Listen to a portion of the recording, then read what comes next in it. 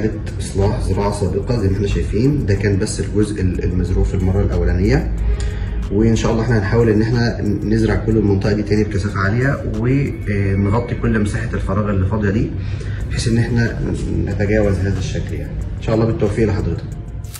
الحمد لله بعد يوم شغل، وفريق الشباب بتاعنا فيه البركة. منورين يا سقا وعماطي ورضا. ازيك يا سيد؟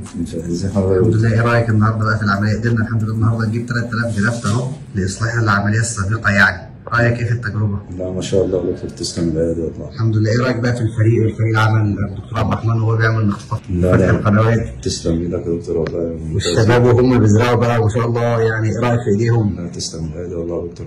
فريق عمل جماعي كويس. حاجه جميله والله، تسلم الايادي والله. يعني انت كنت عامل التجربه اللي فاتت في السعوديه، حسيت بفرق النهارده؟ طبعا فرق كبير طبعا. اللهم لك الحمد. الشرف ايادي ممتازه، وان شاء الله ربنا يجعل في ايديكم البركه يعني. ربنا يبارك في حضرتك يا استاذ ان شاء الله، ونتابع مع بعض كده لحد ما نشوف النتيجه كويسه باذن الله. ان شاء الله على خير.